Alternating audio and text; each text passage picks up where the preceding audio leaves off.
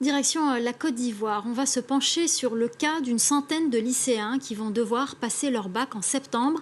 Pas de contrôle continu pour ces élèves inscrits dans des établissements sans lien ni contrat avec l'Agence pour l'enseignement du français à l'étranger.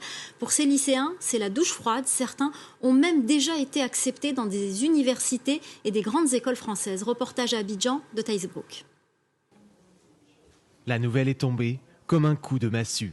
Alors que les bacheliers 2020 seront notés via le contrôle continu, ces deux élèves de terminale vont devoir passer leurs épreuves en septembre. En cause, leur lycée privé n'est pas homologué, il est hors contrat.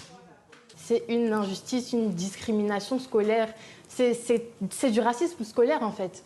Parce que pourquoi les établissements hors contrat en France, sur le territoire français, peuvent passer le contrôle continu et ceux qui sont hors contrat à l'étranger ne peuvent pas?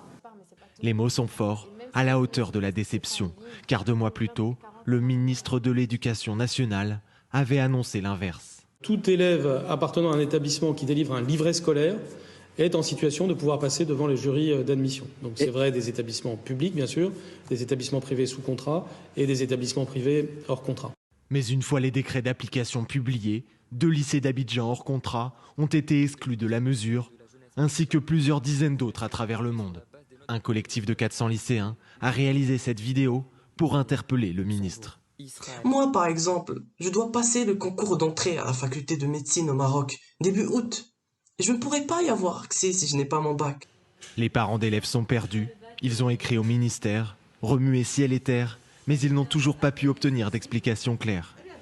Il y a des écoles qui sont dans le même cas que nous, qui ne sont pas homologuées, mais qui, eux, le passeront en contrôle continu. Donc c'est là où le bas blesse en fait. On aimerait bien avoir une explication pourquoi nous et pourquoi d'autres écoles seront elles en contrôle continu et pas notre école. Raison invoquée, les 2 lycées n'auraient aucun lien avec l'Agence de l'enseignement français à l'étranger, contrairement aux autres établissements, ce qui expliquerait leur exclusion. Nous avons contacté l'ambassade de France. Elle a demandé une dérogation pour ces 2 lycées, restés sans réponse pour l'instant.